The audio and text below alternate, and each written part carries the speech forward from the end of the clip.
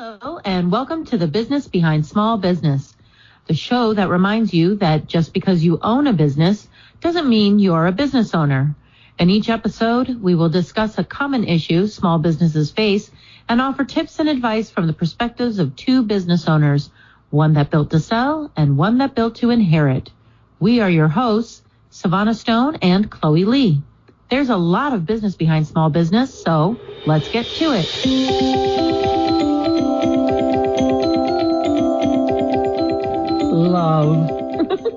Love is what brings us together today. Oh my gosh. You'll have to forgive us. We'll be giggling throughout this podcast because the way that we record our podcast is through Skype. And I have inadvertently put a background that I can't even look at without bursting into laughter. I apologize now. But anyway, that line that I just said is from one of my favorite movies, Princess Bride. It's one of my favorite scenes, and it's tied to today's discussion. We're talking about love. Well, loving your business. What if the love is gone? How to know, and can you spark your excitement again, or is it time to move on? Before we begin, we should note our disclaimer.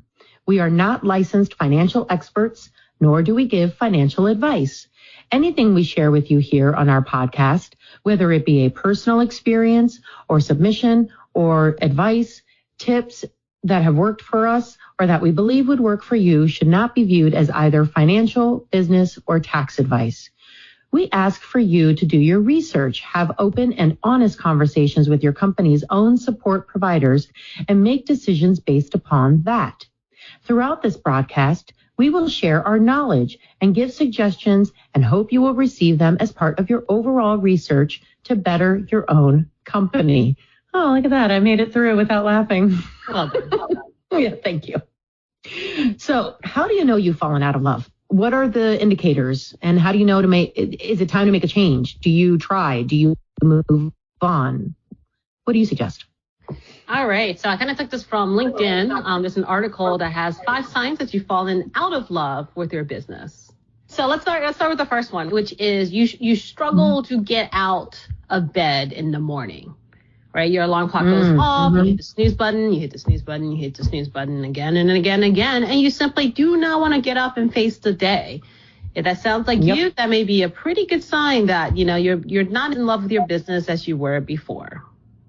Number 2, which I thought was a pretty interesting one, is other people's work is just not good enough.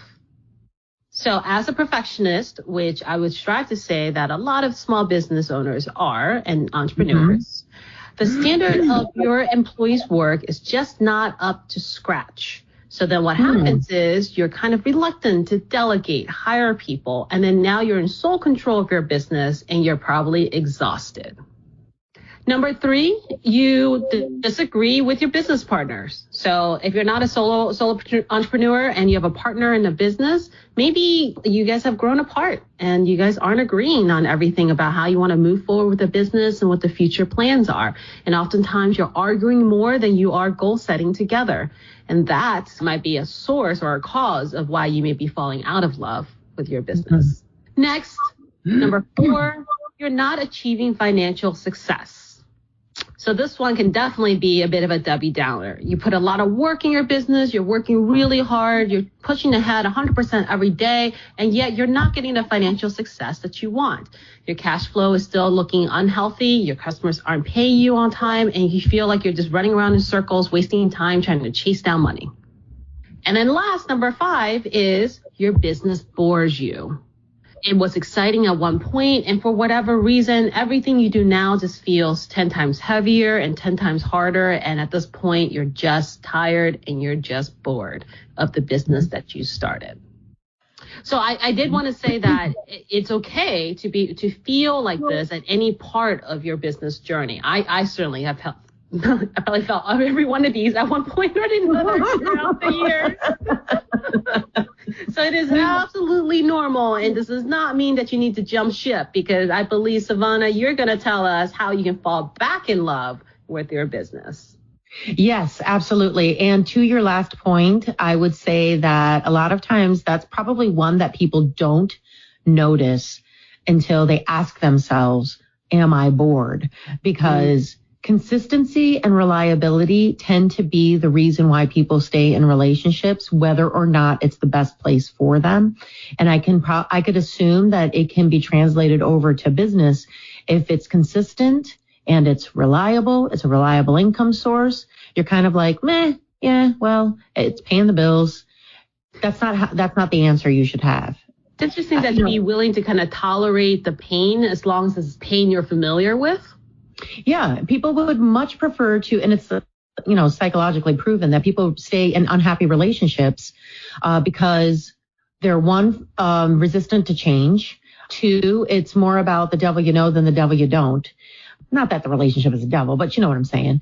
And because consistency and reliability are what people always look for, whether or not it's what they should be doing. That's the relationship they should be in, or the company that they should have. If it's reliable and consistent, they'll stick around. So it's really a question you got to ask yourself. Am I bored? In saying that, I am going to help you fall in love again. I'm going to hopefully give you some ideas on how to spark excitement and help you fall back in love with your business. It's worth trying if you're not building to sell and aren't quite ready to throw in the towel. So, where do you begin? These are good points to ponder and to take notes on later. So please take our points and advice and think on them before you start contemplating what direction you would like to go in. I suggest maybe listen to us, sit on it for a day, listen to us again, sit on it, and then start, making a list or a mental list as to what you want to do. So firstly, you have to remember why you started. If you're talking about your business like it's a romantic relationship, the approach is the same. Why did you start? What ignited your passion to go in this direction? How did you feel when you first began your journey with this business? You got to drill down to day one or week or month or even year one. At some point, you really love this, and you need to identify just what that love point was. To that, you now have to identify what the pain point is. What's the problem? When did you realize you really don't like this anymore, and why? So, for example, if this were a conversation in your head, it may go like this. I really don't like being in this business anymore. Why? Because all I do is put out fires. There's just not enough time and it's become too stressful. Well, to me, that sounds like the real problem is that you don't delegate. As the saying goes, many hands make light work. If you had someone helping you and you let go of that control, which is a problem with many founders, would you find yourself less stressed out? Would it make you reconsider whether or not you love what you do? And would you start liking what you do? And what would you like to do? So in saying that, maybe you should do an audit of your expectations. What you expect from your employees, your clientele, and yourself. Are you being too hard on any of you, including yourself? Are you setting high standards or setting up failure? This is probably one of the toughest exercises of your mind and emotions you're going to do. So this is the reason why I said, take a listen, step away, maybe take a listen again, step away, and then start making your list, because you really got to drill down. You got to take a really hard look at your abilities, your business's abilities, and be truly realistic. Identify that you have shortcomings and then forgive them. This isn't going to work if you think that you're not the problem, everyone else is.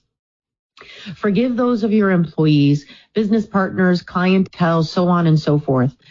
Unless you're building an atomic bomb, a little transgression now and then isn't going to have irreparable repercussions. Okay. So, there's an answer to everything. You got to figure out what that is. Lastly, you got to take some time to really get to know your business again. Maybe things have changed. We all know the world isn't the same as it was 2 years ago. So maybe your business needs a refresh too. Take a close note of your business's needs and things to thrive. And you've either ignored these signs or you didn't slow down enough to see them. Maybe there are things you need from your business, like better home-work balance or whatever it is you need. You need to make your business respond to those things. If your company isn't working for you, you need to make changes. Know that these changes are you working on, not in your business.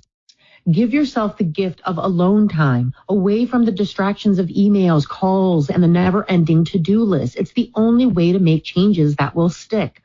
I personally, sometimes if I'm feeling really overwhelmed, will decide I need the morning off or I need the afternoon off. I do that for myself as well as for my business. It's the same concept I have with my own family.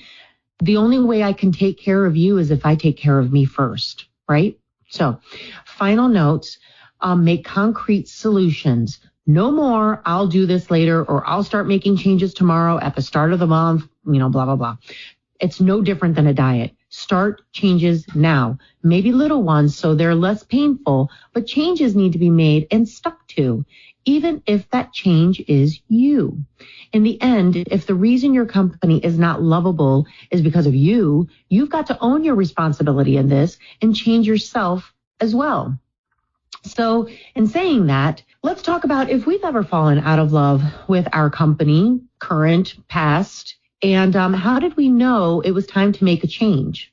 So why don't we start with you? Oh, that's so good. Yes, I am not ashamed to admit it. I probably had about a 6-month period where maybe a little bit longer, 6 to 8 month period, maybe even as long as a year, where I kind of slowly fell out of love with what I was doing. But to be quite honest, I think my falling out of love was a result of burnout. As entrepreneurs, especially first-time entrepreneurs and business owners, and a lot of it, I think, depends on what your personality type is to begin with. I was one of those where I had this misconception of the fact that if I can go as much as I can and all the time and all day, every day, I'll get there faster. And that apparently was the one way recipe to burnout and disaster. Mm-hmm. So that's exactly what happened is I ended up burning out. And when I burned out, that's, these feelings of, whether it's being bored, whether I'm being frustrated, not being able to get out the bed in the morning because I'm not as excited about what I'm doing. That kind of came as a effect to the cause, which is the burnout to start with. Mm-hmm. So I just felt a little trapped. Like I was in this situation where I didn't know how to get myself out of it. And I felt like I couldn't get myself out of it. I forgot that I actually owned the business, which meant that it is my choice and my decision. And I actually am in full control to pick me out of this and get going with it. And so it actually took just a real mindset change, right? I mean, 90% of it is all mindset, 10% of it is strategy. Right. So it was it took me a while to get my mindset changed around so that I can pick myself up and then start making the changes I needed to get me back into being excited about working in a business and working on a business. So I have, I've walked away before, and I've also made changes in my second iteration or my next iteration. It wasn't my second iteration, but one time I was super passionate about what I was doing. I thought that, I had dreamt of it as a child. I was finally there and I was doing it, and I was a mover and a shaker, and this was the greatest thing in the whole wide world. And then I realized how soul sucking what I was in was becoming. I traveled a lot and I didn't care for the level of travel I was doing. There was a lot of inconsistency. I found that in the industry I was in, my approach was entirely alien to everyone else in that industry. So for example, everyone else kind of went with the wind, like, I don't feel like doing it today, I'm going to do it tomorrow. And then I'd be like, what do you mean? It's 9 a.m. Let's get started on working. I could not fit the circle, I guess, into the proverbial circle, into the square box. And it made me very disenchanted. I tried to fall back in love with it as I was falling out of love with it. And then there was a situation that in and of itself was pretty mundane situation. Nothing really exciting about the situation, but I thought, I can't do this. I can't. Looking at this makes me realize that I can't do this for years and years to come. I don't want it. I don't like it anymore. And before I fall so out of love with it that I never want to do this again, I'm going to leave. And so I did. I left.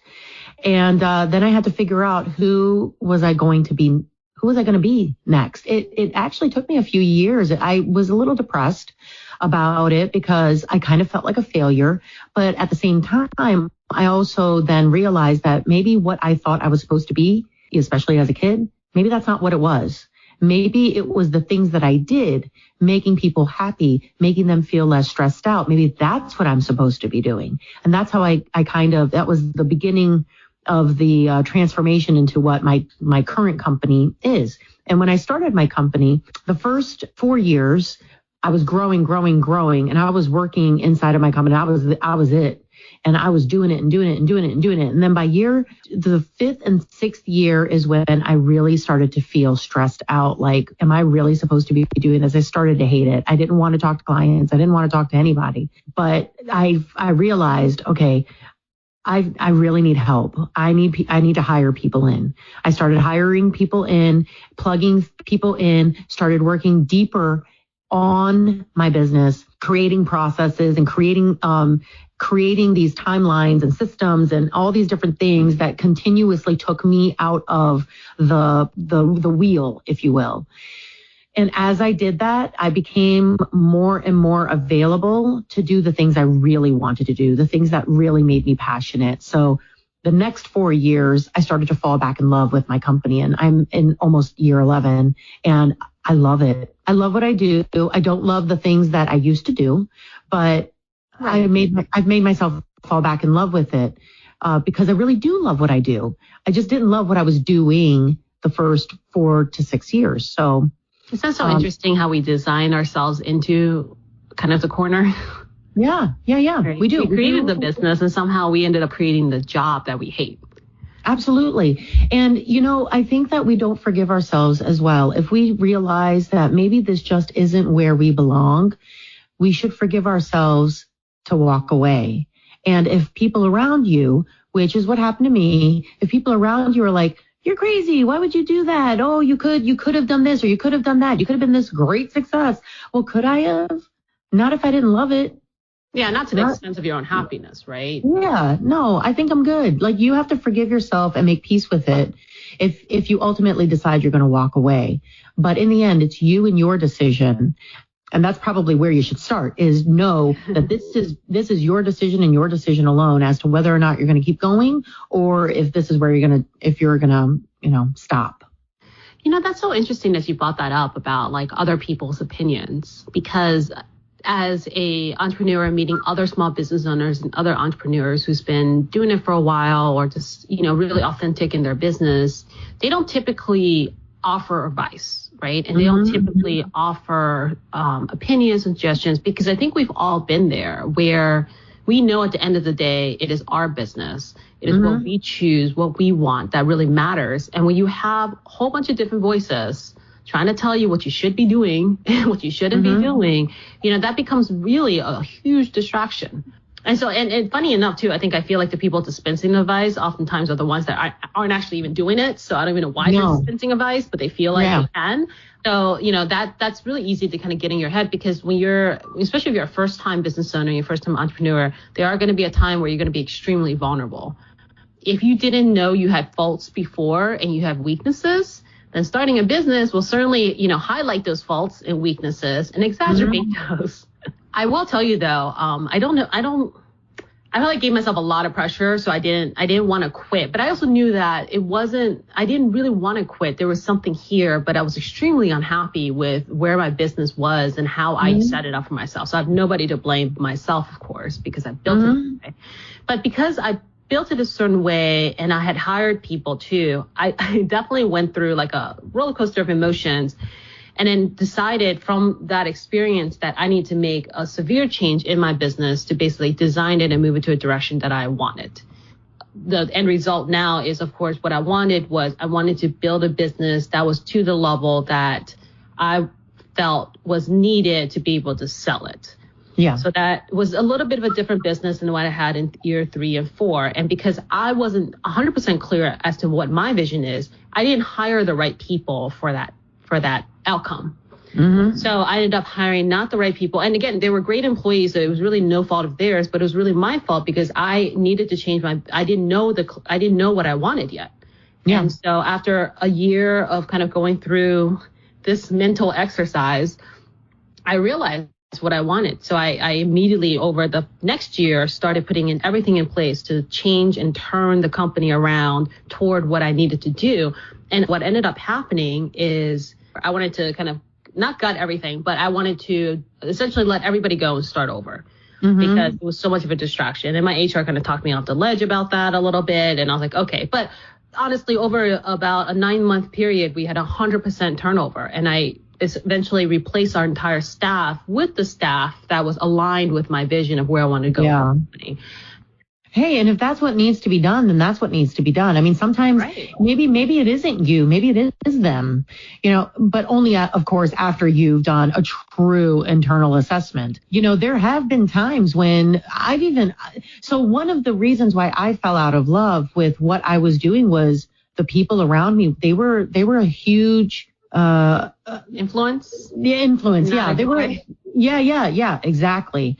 I didn't feel like I was around the kind of people that I even wanted to be around anymore. And I feel like I was actually avoiding going to the office so I didn't have to see my employees. Right. So, and I mean, I haven't been doing that in so long, so long, but still today people will say, I don't know why you don't go back into it. What? No. First of all, I'm an old lady. And second of all, no, can we please talk about how successful my current company is? I'm pretty daggone good at what I do. No, go away. Don't take away my happiness. But, I think again, it's about forgiving yourself if maybe you do turn out to not want to stick around, and forgive yourself if you do feel like, okay, well, you know what the problem is the people that work for me. You got to forgive yourself for whatever decision it is you make and make your peace with it. Exactly. I think a lot of it is once you get to the point of pretty much brutal honesty of what happened and where you are, and then you learn to forgive yourself, I think that's when you can really move forward. You kind of remove that blockage from within yourself, and then you can start thinking about, all right, how do I fix this, and how do I get to where I want to be? And so, to be quite honest, now these days, after going through that experience, oddly enough, I see it as a good sign now that if I am feeling uncomfortable and I'm feeling bored and I'm feeling that dread when I wake up in the morning and I'm looking forward to my day, I take that as a sign, as in hey, you know what? I may be really close to my next breakthrough.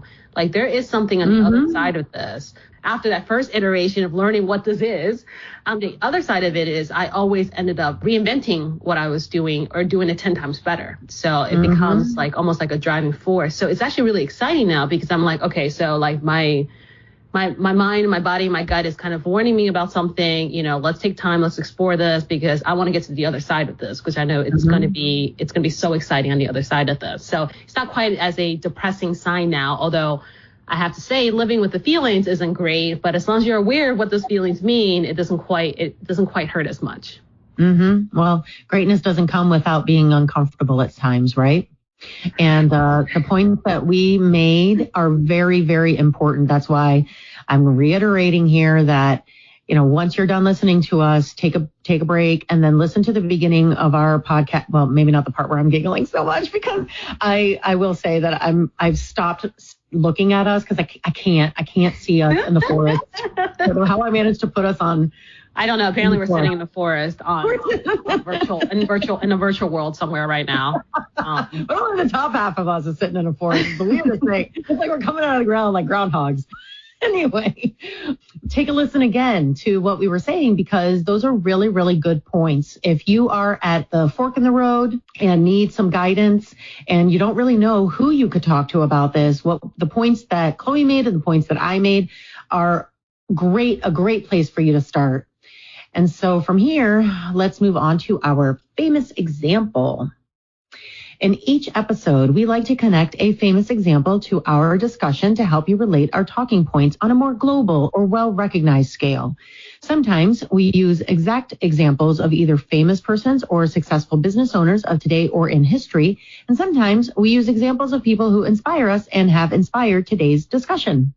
Chloe, take it away.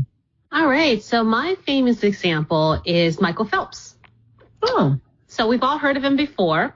But what's even more interesting about Michael Phelps is listening to things about him from the point of view of his coach, who's Bob Bowman. So Michael Phelps, of course, Olympic athlete. We all know this. And that was basically his full-time job. He started training around the age of 7 to be a swimmer. And then when he retired from competitive swimming, he was 31. So essentially that's 24 years where that's all he focused on was swimming. And just to kind of set the perspective a little bit, if you haven't heard before, his training routine it's grueling, essentially. Yeah. You know, at the peak of his training, he was swimming like 80,000 meters per week. So that's about 50 miles every single week. He would swim daily, at least 2 times a day. So it only goes up if he's, getting ready for a competition. And it's drills after drills after drills, and then more practice, and then more practice, and then more practice. Mm-hmm. And then on top of his swimming practices, he also goes to the gym where he lifts weights for at least 3 times per week. All in all, for about 24 years of his life, he trained 5 to 6 hours a day, 6 days a week. Now, if that doesn't, at some point along the way, get him to kind of fall out of love with what he's doing, which I'm sure he's talked about before too, because he's also a really big speaker about mental health now, whatnot. Mm-hmm. I mean, that's certainly very similar to what any entrepreneur can go through when you're kind of going hard at a business over and over again for multiple years. So what I liked about his coach was with him all throughout this time. And his coach was a huge believer in not just the physical training, but also mindset training. And so in a interview that Bob Bowman did with Forbes, he actually had 3 daily practice that he coached Michael Phelps to do. And that really was, I think he felt like was kind of the foundation of why he was able to kind of go on for so many years and also be, of course, wildly successful in what he accomplished. So number 1 is vision. So Bob Bowman was a huge advocate for making sure that his athletes focused on the process and not the outcome. Because sometimes if you're in business and you're just chasing money all the time and that's the outcome of it, you'll find that your motivation will die somewhere along the way. Oh, yeah. That does not get you far enough. Right. So really, you got to love the process and, not the outcome. For him, focusing on the pursuit of excellence rather than just winning is really what he kind of instilled in his swimmers to make sure that they kind of just focused on what their ultimate vision is and not get distracted or demotivated if for some reason they don't, qualify as like number 1 for that particular swim. Because Michael Phelps is great, but he wasn't number 1 at everything for the entire 24 years. There was definitely ups and downs there. Right. Totally. So the other thing that he worked on with his athletes is that he really was a big supporter of mental rehearsal. So this is really, really cool. Bowman believed that all of us, regardless of our field, have a strong belief of who we are today and who we like to be tomorrow. When we set goals in business, sports, or any other areas of achievement, if you can form a strong mental picture and visualize yourself doing it, your brain will immediately find a way to get you there. So that's what he did with Phelps. And Phelps is like known for this in interviews, saying that he can spend as much as up to 2 hours basically mentally rehearsing him winning a race. He's not just only like visualizing himself doing the swim and kind of what time he's aiming for and how he's feeling. He even takes it a step farther and he kind of visualizes himself, seeing himself swim as somebody from the audience so that he can see it, he can smell it, he can touch it, he can feel it. And he does this for hours and even all the way up to the competition. So I'm not sure if this is like a myth and maybe it is. Remember that one Olympics where he was swimming and he literally won by like a 10th of a second or something crazy like that and won the Olympics. And so it was found out after the race was that he did it where he couldn't see because his goggles filled out with water. But the story was the fact that he had mentally rehearsed that swim so many times in his head that he didn't need to see it to be able to do what he did. Yeah. Oh, no, it's realization. It's law of attraction. It's all of those things. I thoroughly believe in that because I have practiced it and have found, knock on wood, because I don't want to jinx myself, but I have found that if you put yourself mentally, thoroughly mentally in a place of which you want to be, you will find yourself on the path to that place. Just to wrap out kind of his 3 daily habits that Bowman had for his athletes. The last one, of course, is practice. Right? The wonderful result of practice is that you literally program your brain for peak performance. So on the day of your event or your work, whatever it is that you're doing that kind of culminates to kind of a big activity or a big event, clear your mind and your body and trust that they know what to do because you've been practicing dozens, if not hundreds, or in Michael Phelps' case, thousands of times before. Cool.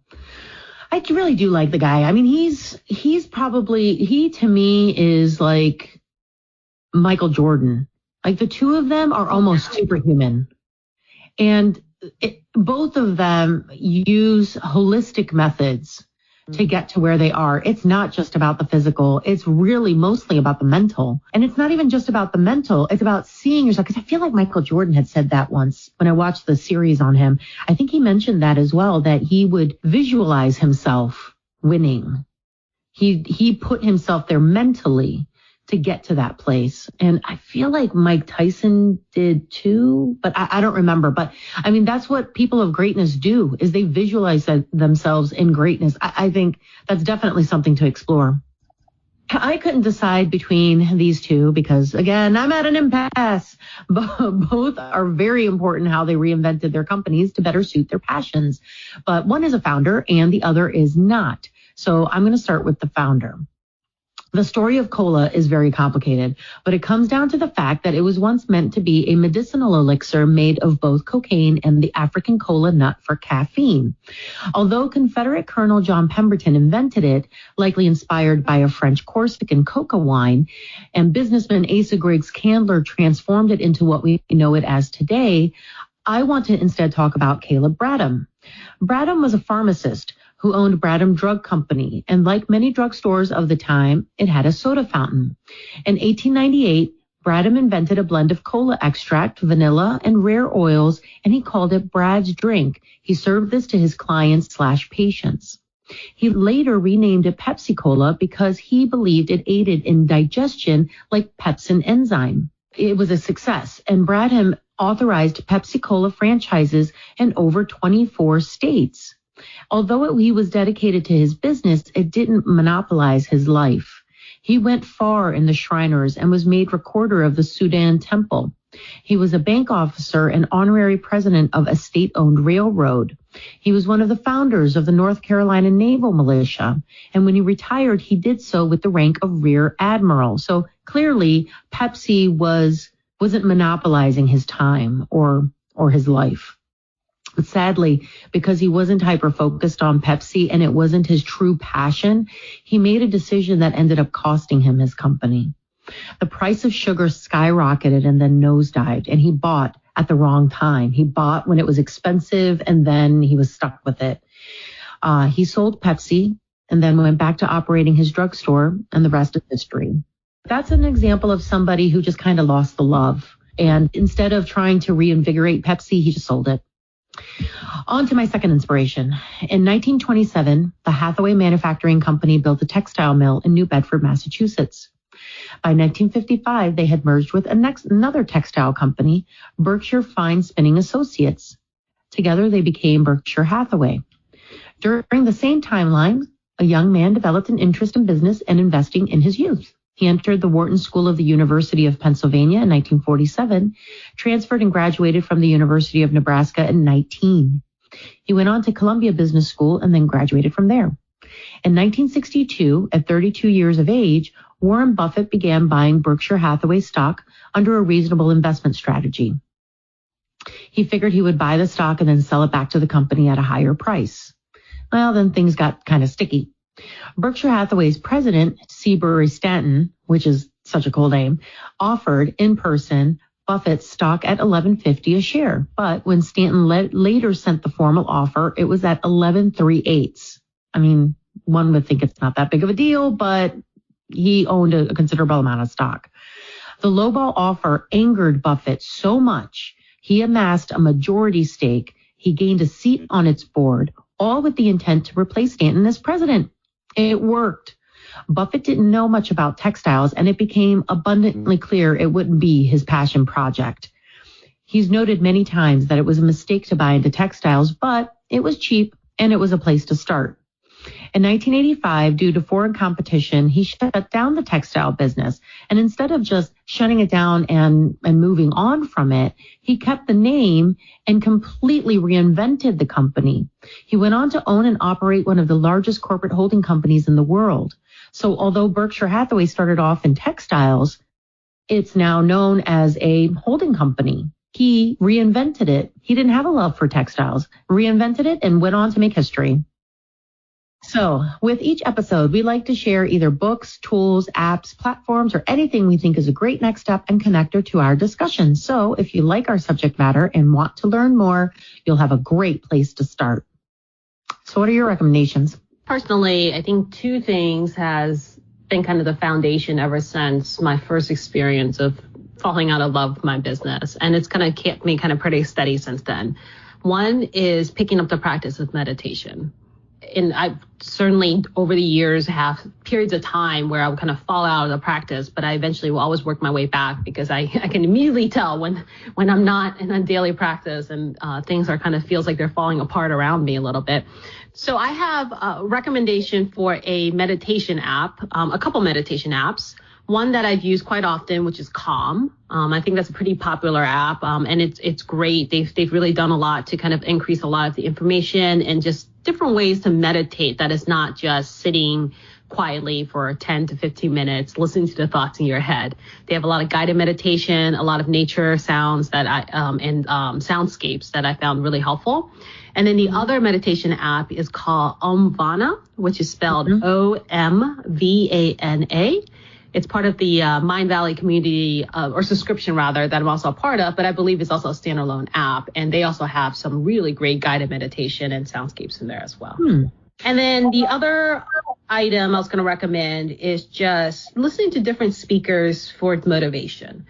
You know, there are those days, and certainly you're going to hit challenges and hard spots as you are building your business that you really just need some external motivation. People who are talking you up, pepping you up. And I think the best way to hear some of that is, you know, of course, on podcasts, on YouTube. There's so many of these motivational kind of compilations that people put together on YouTube that you can listen to. And it just kind of puts your mind and your mood and your state in the right place so that then you can kind of take that and approach whatever the challenge you have in your business versus kind of coming from already kind of a low depressive state. What I listen to is like Tony Robbins, Brene Brown, Jim Rohn, GaryVee every once in a while as well. I think that he sometimes can be quite motivating, even though it's kind of a hard love kind of approach.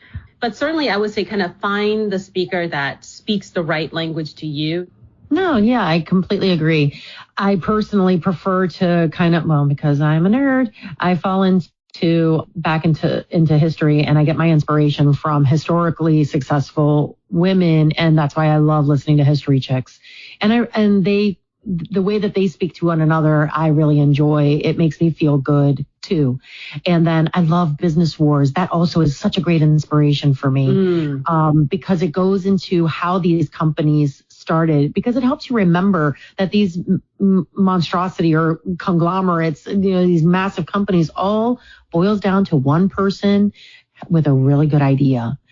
And it's really, really cool because they go deep into how it all began and who their largest competition is and how they began. So I completely agree with you. I think meditation, or even if your meditation means you going for an hour-long walk, if you can't sit still long enough to meditate, but walking is a way for you to kind of clear your mind, then do that. Walking, running, whatever. The whole point is just to recenter yourself and just be kind of give yourself enough space to be aware of how you're feeling. Because otherwise you're just kind of running after, like, you're just going along and doing whatever is coming up in your mind, and you're really not giving yourself the space to just be able to settle down for a little bit. Absolutely. That reminded me, though, when you were talking about different podcasts, don't you and I share like a love for that podcast, Entrepreneur Story for Inspiration? Yes. Yes. So that's one I think we would both highly recommend to all of our listeners.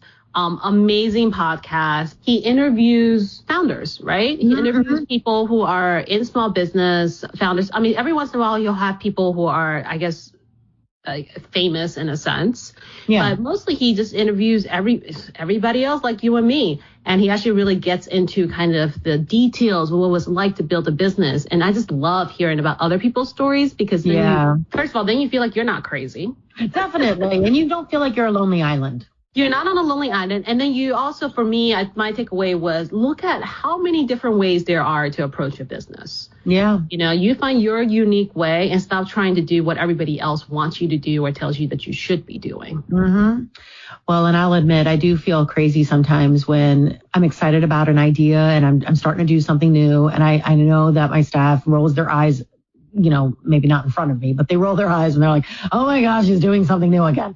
But they always come on board, and all it does is make the business easier to work in and to work with. So I kind of feel like that's my job, is to make things easy.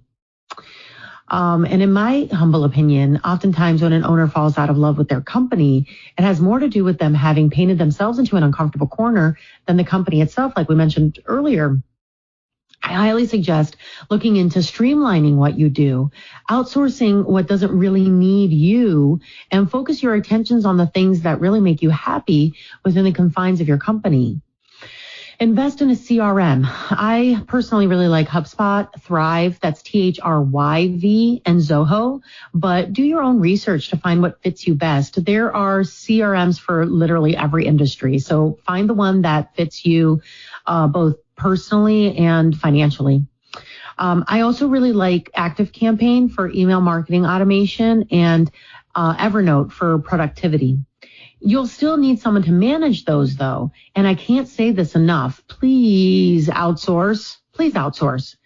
You will be amazed at how much of your time can be freed up by just hiring someone else to do these things for you. Now, I'm not going to shamelessly plug my own company here, but find a company that can do these things for you. Bookkeeping, admin, HR, recruiting, social media, maybe one that can do it all remotely, hint, hint, but have someone else take care of these background tasks will help. It's going to help you immensely. So these are all things that don't need you. They don't need you at all. Have someone else do it, please. That corner that you've painted yourself into likely is because you've been doing all of those things. Please join us for our next episode, where we will discuss hiring right the first time, steps to ensure retainment. Want to ask a question, leave a comment, or become a sponsor for a future episode of The Business Behind Small Business? Click on the link in the show notes and fill out the form. Until next time, thanks. Bye.